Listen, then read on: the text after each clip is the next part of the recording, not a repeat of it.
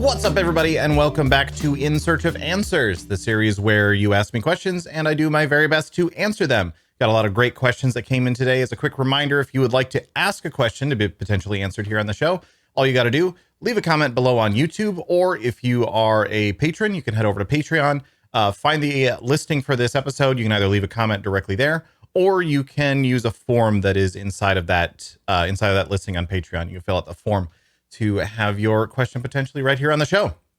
All right, let's get into it. First question for today is more of a revisit of one that we talked a bit about last week, where the question was, what about timed content, and how do I feel about timed content in World of Warcraft? And I had been under the assumption, mistakenly it seems, that the question about timed content was like time-limited content, like content that was only available for a certain period of time and then it went away. That's probably just because I've had, Mop Remix and Plunderstorm and things like that on the brain a lot lately. So that was the assumption that I made that question was about. However, a bunch of people, including Terry, who originally asked the question, said, no, actually, thanks for answering the question, but I was actually talking about things like Mythic Plus and things like the Torghast timers and so on. So Terry actually came back with a comment explaining a little bit further. He said, thanks for answering the question, and sorry for the ambiguity. I actually meant timers in content like Mythic Plus. For me, I didn't mind Mythic Plus and Legion, as the timers weren't overly strict. But with each expansion, the timer has dominated the dungeon experience, and I no longer find it fun. And they went on in that comment a little bit to talk about things like Warfronts, Visions, obviously Islands, Torghast, and so on, and talked a little bit about that feeling of wanting to be able to relax when playing rather than just rushing through it, and feeling like timers are not necessarily inherently bad, but overused in current content. And I can certainly see that argument quite directly, actually. Yeah, I would agree that timers have become not really. I don't think crutch is really the right word. Just something that the development team, and this isn't just in World of Warcraft, timers across all of gaming have increasingly become a thing over the last several years. And it's something that's turned into, oh, we want to make this hard. How do we make this difficult? Oh, you just have to do it in a certain amount of time. Now, obviously, one point of perspective that I want to give just to start this off is I am a speedrunner. I speedrun Metroid Dread, and I have speedrun a couple other games in the past. I'm not like super prolific at it, but it's something that I do spend a fair amount of time on. And that, for me, that sort of speedrunner mindset of, oh, I want to complete this as quickly as possible. The reason that I bring it up is because I think an important distinction between the speedrunner mindset and timed content mindset, like timer requirements, is, as a speedrunner, it's not required that I complete this super fast. I'm not going to get anything better out of it than just the feeling of having done it quickly. And so for me, that sense of, oh, I've done it fast, I've done it faster this time, I've done it faster this time, feels like a cool optional extra thing, and not something that I'm like really motivated to do because I get better rewards or a better gameplay experience or anything along those lines. And for me, that's when timers feel the most interesting. That's when timers feel what am I trying to say here? Timers feel the best when it's something that's purely optional. It's something you don't have to necessarily complete this in time. It's just something that you can do if you want to push for doing it faster. And I think naturally, I guess the other side of this as well, naturally in World of Warcraft, people want to complete things fast. There isn't ever any risk of people saying, you know what, let's take as long as possible to clear this raid. Let's take as long as possible to clear this dungeon. There isn't really any risk of people intentionally going slower. People want to get the rewards. So completing it quickly means you get the rewards sooner, which means you can do another thing and you can get more rewards. And the faster you're completing these things, you are already getting more rewards as a result. I don't know that inherently content like Mythic Plus really needs a time commitment to it, or a time restriction on it. That said, I do think it's there for a relatively important reason in Mythic Plus, and that harkens back to the notion of, well, if it's super hard, but I will eventually clear it, then that sort of sets the expectation of, okay, well, I need to be doing something that we're going to wipe 5, 10, 15, 20 plus times on this boss, because then I can get that little bit of extra item level out of it. And I would rather get that extra item level, even if it means spending 5 times as long to be able to get that. So to some extent, I do think timers for content like Mythic Plus, for scalable difficulty content where the player gets to choose how hard this is beyond just like certain breakpoints, like, normal, heroic, mythic, and raiding. When it gets as granular as something like Mythic Plus, I think it is important to have some amount of time restriction on it that says, okay, yeah, you're not going to spend, you know, 30 minutes in here. You're not going to spend an hour in here, that sort of thing. I don't necessarily think that the timers need to be as strict as they currently are. I think when it turns into a race style content, when it's literally just, yeah, let's just plow through this as quickly as possible, I think that kind of reaches the other end of the perspective where it turns into a, well, like a race. Like I said, it ends up being something where you are now optimizing everything about completing this quickly. You're not necessarily worried about that. Like it turns into it does weird things where like now tanks need to focus on doing damage rather than mitigation more so than they would otherwise. Healers need to find ways to like include dealing damage into their healing rotation instead of focusing on what it is that they want to do. And again, I don't necessarily think that's bad. Like I don't think it's inherently wrong for a healer to want to do more damage. I don't think it's inherently wrong for a tank to want to do more damage. It just turns it into this point where really trying to push the cutting edge and trying to get as far as you possibly can in things like Mythic Plus turns into starting to focus more on things that aren't necessarily your actual primary job. Like when the tank's job is no longer hold aggro and survive, and instead starts turning into now deal as much damage as possible on top of that. And to the point where it can sometimes actually become the focus. Like how much damage can I take and not die as long as my healer is keeping me alive? And then there's that weird balance of like, okay, well, the healer is also trying to cut back on healing so they can do more damage. And it just kind of turns everybody into a DPS with a bit of an extra task attached to them, which that's a point where for me that the mechanics start to fall apart and the flavor of Mythic Plus starts to fall apart.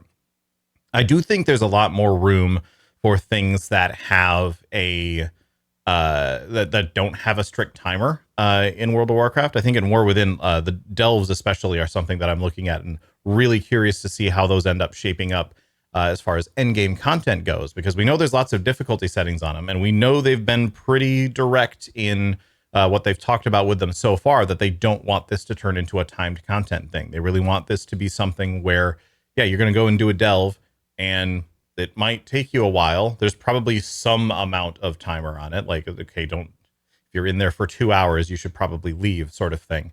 But it's not as much about completing it as quickly as possible. So I do think that timers, I should say, in content are a little bit overused in World of Warcraft at the moment. That said, it is also it's a difficult situation for the developers to be in because of that challenge of how do we make sure that someone isn't just going to grind their face into the wall repeatedly and hate the entire time that they're in here, but they're still going to try to do it anyway because they're going to get that little bit of an item level bump. This is actually another aside. This is why I play hardcore in like ARPGs, especially like Diablo 4, Last Epoch, games like that. I tend to play hardcore characters, and that's because to me, the ARPG formula, if you're not playing on hardcore and you don't actually care if you die, it's just a little bit of a setback. It turns into this point where the gameplay is try not to get one shot constantly. Oh, I got one shot, run back and just see if I get better this time. And eventually you reach that sort of bleeding edge of progression where, yeah, you're going to try to kill this like group of mobs, or you're going to try and clear out this dungeon or whatever. And you're probably going to die 6 or 7 times going through it. But it's like, whatever, I guess we'll just keep doing that. We'll just keep starting it over. We'll keep trying again. I'm just going to keep smashing my face into the wall. And eventually for me, that just becomes really obnoxious. Like that just becomes boring. But I don't really have any reason to play it any other way. And it feels dumb to intentionally make myself worse. So that's what I end up doing when I play normal mode in ARPGs. I ended up specifically gravitating towards hardcore as this sort of sense of like, this now forces me to think about my character's survivability in such a way that I cannot risk dying, so that I need to take it a little bit slower and be less interested in the like just smashing my face into the wall repeatedly sort of content. And that's kind of the issue that timers can also help alleviate, is that it makes it so that, yeah, you literally have to do this in a certain amount of time or else you don't get the rewards. And that needs to be a relatively strict enough timer, because it will become a strict timer at some point, right? Like even if it's something where it's tuned around, yeah, you can wipe 5 or 6 times. Like that means that you will, on average, you will reach to a point where you eventually are expecting to wipe 5 times and hoping that it's not 6, so that you can get whatever rewards it is out of it. That's just kind of the nature of how people approach video games. Is there when there isn't any real death penalty to what you're doing, other than well, now you have to run back and try it again. Then you just continue pushing that as far as you possibly can until you just hate what you're doing because it's obnoxious and it's boring to play. It's a case where gamers wanting to do the best that they possibly can eventually turn into actually making the game worse for themselves. And that's something that as a game designer, you need to engineer situations. Like as much as everyone would love to say, yeah, if you're not having fun, just don't do it. Like that's really not the case for how video games work. The point of a video game is to entertain the player. And if it is put together in such a way where the natural player behavior points towards doing something that isn't fun, it's bad to blame the player in that situation. That's the sort of situation where you have to look at it and say, yes, this is our game is engineering people towards this. So we need to find some way to solve that. And that's why I think timers have become so prevalent in modern gameplay, because it helps avoid that situation. It gives like a hard stopping point where it's like, yes, you have been trying this for too long and you're done now. You're cut off. So something like Mythic Plus, even like some of the versions of things like Torghast, I feel like Torghast was better without a hard restrictive timer, but something like Mythic Plus, where it's intended to be something that you keep pushing that envelope and you push that envelope and you go a little bit more, a little bit more. It needs something like a timer in it to exist. Otherwise, you do reach that point where it's just, well, I'll just keep smashing my face into this wall and hoping that it eventually works. If there isn't something like that that eventually puts that point of, yeah, sorry, you're done, you did not complete this, there just needs to be something like that. Now, there could be things in there that are like they could look in perspectives of number of death limit instead of a timer limit. Like, okay, you have, I don't know, 5 reses throughout this entire dungeon. You need to complete this. You have 5 reses to do it. The downside of stuff like that is that then you start leading into cases where it's like, okay, well, now on the absolute hardest difficulty, it makes the most sense for us to wait around for 10, 15, however long the cooldown is on things like Bloodlust these days, so that we have every single cooldown up for every single pull, or at least every single difficult pull, every single boss. We need to make sure that we have Bloodlust for every single boss. Okay, now the run takes an hour and a half to actually get through. That's a little bit obnoxious too. So I would like to see ways that gets explored a little bit more in terms of figuring out different methods to achieve the same goal. I just wanted to give some perspective on why I think it is that timers have become so prevalent, and that's simply to avoid situations in which players feel pressured into playing the game in a way that makes it not fun. That's a big part of where the idea and the origination of this sort of stuff comes from, and it is important to keep that in mind as well. Hopefully that answers that question. I got a bit rambly throughout that, but hopefully that gives you some insight. We're going to move on. Next question comes from Neomagam. Neomagam? I've said this name before, and I don't remember if I said it right last time. I don't know if I said it right this time either, but Neomagam says, how is a community manager different from how a quote-unquote gamer might assume? Or more broadly, what misconceptions do quote-unquote gamers have about working as part of a game development team?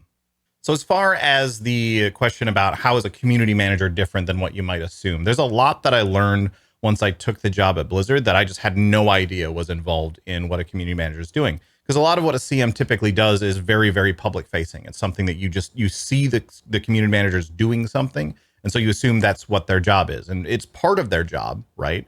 It's just not necessarily the entirety of it. So communications are obviously a big part of community management and talking to players and interacting with the player base. But and so that can include things like posting on the forums. That can include things like the live Q&As that I used to do with Ian and the others over at Blizzard.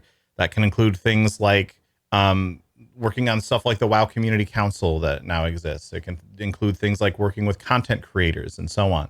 But there's also a lot of other things that aren't necessarily part of communications, but are still important for community development and community building. So the first thing that I will say is just try to think about how you develop a community and how you build a community and what you need to be doing to get people excited about your product and get people to actually band together around your product and talk to not only you, but also talk to each other. That's the point of community development at the end of the day. A lot of people think community management, okay, honestly, community manager is not a term that I really like. It doesn't really encompass exactly what the role is. And most places that have a community manager, are having them do a lot more than just managing the community, right? Like it's not just a matter of here's this bunch of loud assholes on the forums. Go manage that. Like certainly sometimes in certain situations that can be part of the job. Like certainly there are cases where there is a lot of discussion happening on the forums or whatever else on social media, etc., that involves some topic. And sometimes that's the sort of situation where you need to step in and say, okay, hold on, let me get everything straight here. Let me make sure you guys understand what's going on and so on, and contribute to the discussion in some sort of meaningful way. It's not usually this the case of like there's a bunch of loud assholes, go manage them. Although I won't say that's never the case either. There have definitely been cases where it's like, okay, these people are just being obnoxious. We need to figure out how to stop this going on.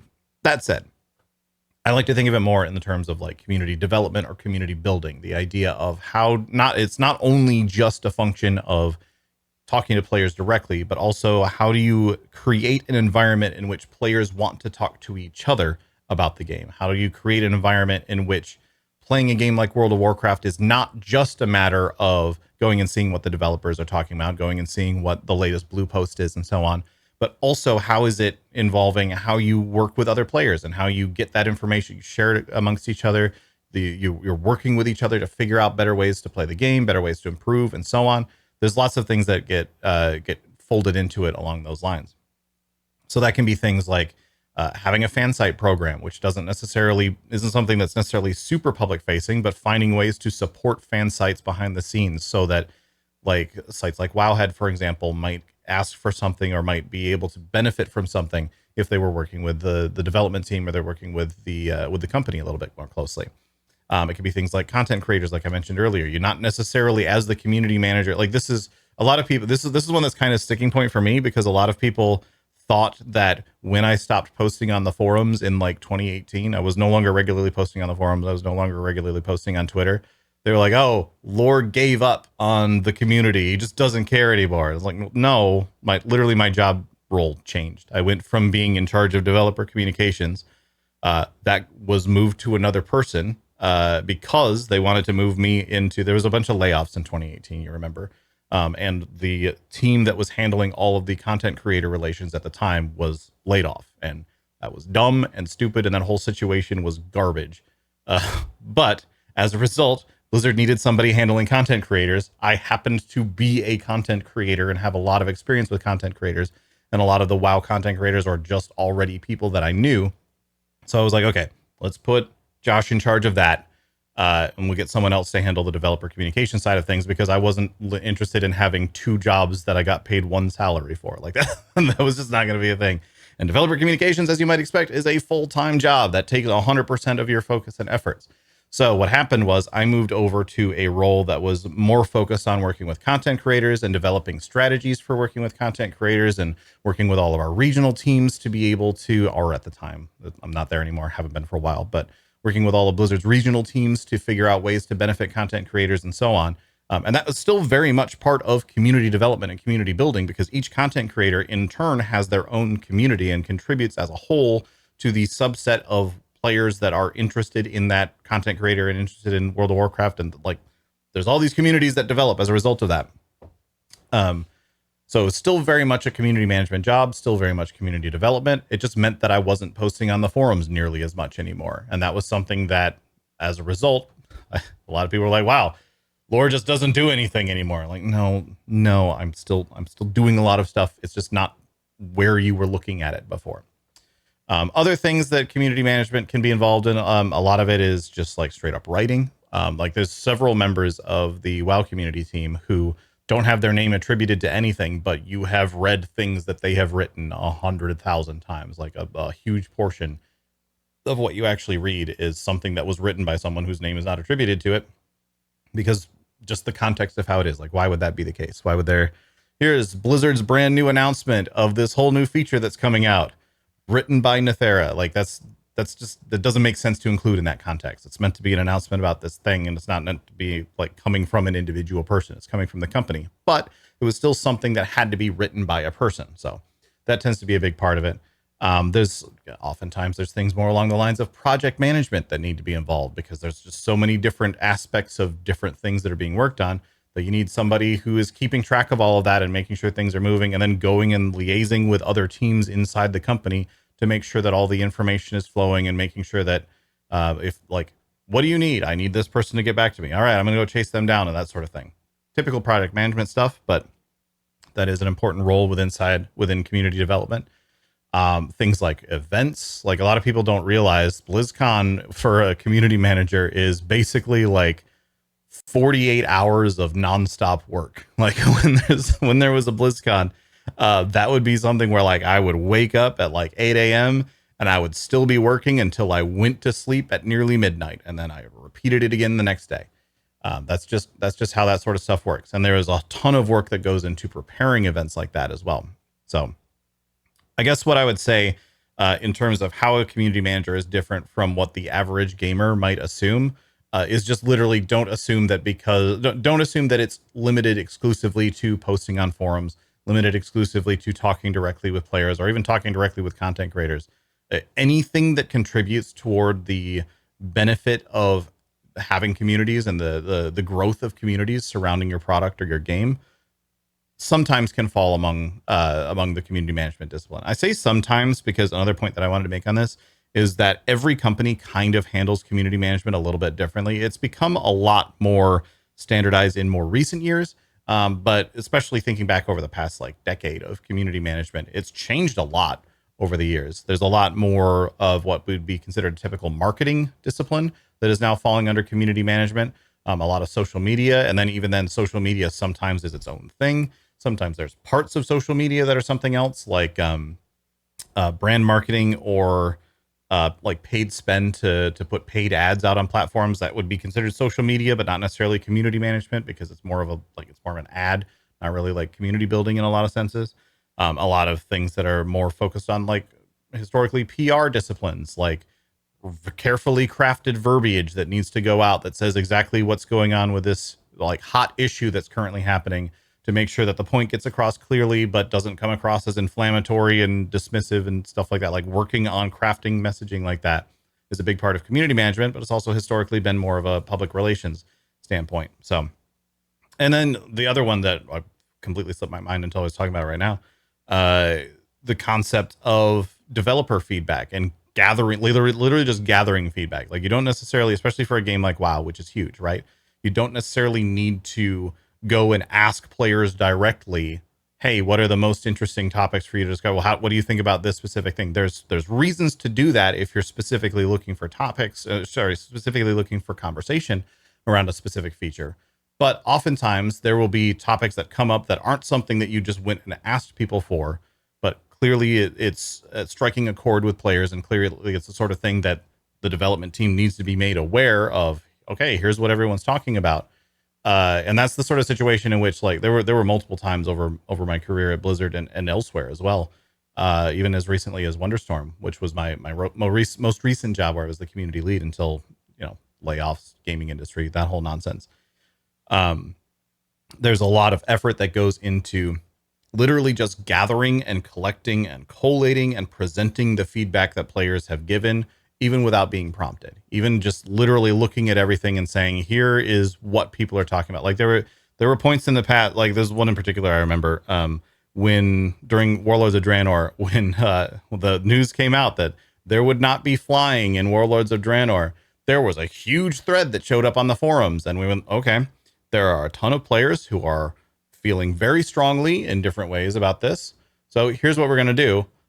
I literally sat down and went through every single, there was like one big thread that everyone was gravitating towards at the time. I literally sat down, went through every single post in that thread, and categorized it in multiple different ways. Like they don't like it, they do like it. Here's why they don't like it. Here's why they do like it. Here's their are they neutral about it? Or are they just saying they don't care?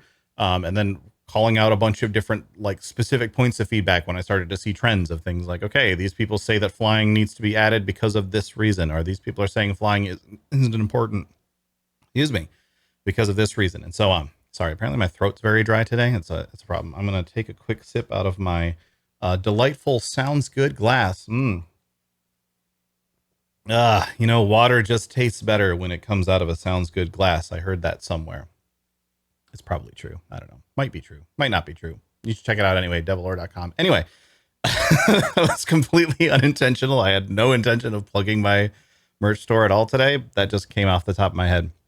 This is a much more free form show than Sounds Good Makes Sense. So sometimes you just get where my brain is going with things, and that's just the nature of it. But anyway, yeah, I would say so. Getting back to the original question, how is a community manager different from from how a gamer might assume? The big assumption that I always see that is incorrect is assuming that being a community manager is just literally your job is to go talk to players. That is part of the job, absolutely, but there is so much more that goes on. And there's so much else that can be done to develop a community, to grow a community, to help players find a community surrounding your product. And the point of the whole discipline is when players, for just using video games as an example, I know I've been kind of like, oh, about your product, but we're talking specifically about video games. When players of a video game start to connect with each other, that makes them more likely to want to continue playing your game, makes them more likely to want to continue, buying products and spending money on you in the future. And that can also get them to bring other people into playing your game. It's just, it's the sort of thing that it's kind of obvious, but for companies, sometimes that's not really that obvious. And sitting down and really trying to figure out how do we get players to connect with each other is not typically a marketing discipline. That's not typically a PR discipline. That's when it falls on community development and how you can grow community surrounding a game. All right. I think I've rambled enough about that one. And the next question is actually somewhat related, especially to the second part of what Niyamagam asked. So I'm just going to move on to the next question. This one comes from Jonathan Ralph Christensen on YouTube, who said, "Hi, Lore. I was wondering, in your experience, does the size of a company, such as Blizzard's, hurt the games they produce? I mean, compared to the small teams often found in indie games, there seems to be a shorter feedback loop from the community to changes in the game. Seems quite bureaucratic sometimes." So, yes and no, honestly. There's can absolutely be bureaucratic situations, but there can also be very bureaucratic situations in small indie companies. Like, if you are a team of 20 and the game development lead on that product really just insists that something be one certain specific way and will not hear anything otherwise, that situation is the same like if you're a team of 20 or if you're a team of 2000. Like that situation will still occur. People are people, and that's just how things tend to occasionally that sort of situation happens. I know a lot of people, and this was actually something I was thinking about in the previous question as well, tend to think that a large company means that everyone sits around at some big table and talks about every game design idea that comes up. That's a weird misconception that honestly I myself had prior to joining the industry and seeing it firsthand for myself how it all actually works. And yes, sometimes there are situations where it's like, okay, we have to figure out a solution to this problem.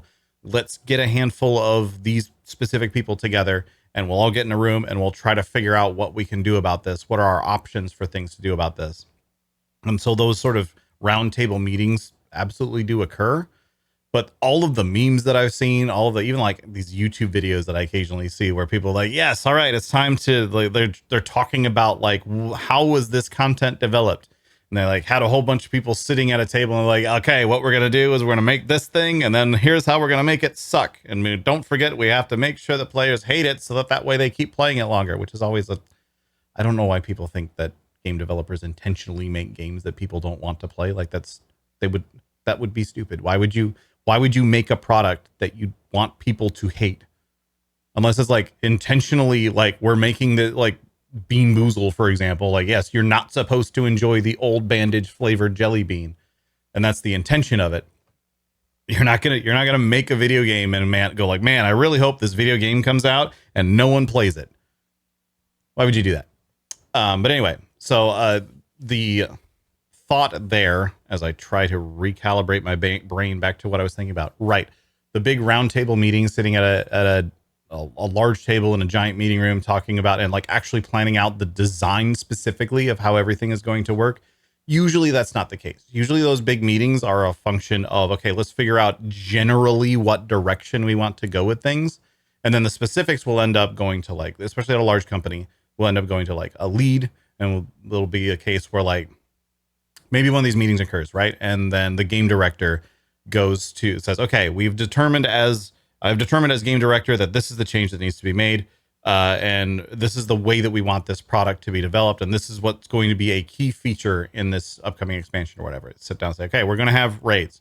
All right, I'm going to go to the lead raid designer and tell the lead raid designer, this is generally what I want you to do. And the lead raid designer will then go to their team of people and say, okay, we need to make this raid. It needs to have generally these points about it. You work on this boss, you work on this boss, you work on this boss, and we'll figure out what bosses those are actually going to be. And then that team starts to compartmentalize itself. And then even beyond that, like an individual encounter designer will then go work on an encounter, and they will make that encounter largely on their own. Like obviously they talk to each other, but they will go and make that encounter, and they'll make it the way that they want to make it. And so this is why oftentimes a raid will come out and people will be like, wow, this boss, like this boss and then this boss, they were so different from each other. What was going on? It was like literally because different people were working on it. Similarly, there can oftentimes be cases where like this happens a ton in large companies because not everyone, like it's impossible for everyone to be talking to everyone else all of the time. So you'll have cases where like the PvP team is trying to push things in this direction, but then the class team is wanting to push things in this direction instead, or like the PvP team and the raid team, they have different directions that they want to go with things. And it's not necessarily that they forgot to tell each other. It's not necessarily that they sat down and went, okay, we're just going to fight each other about this.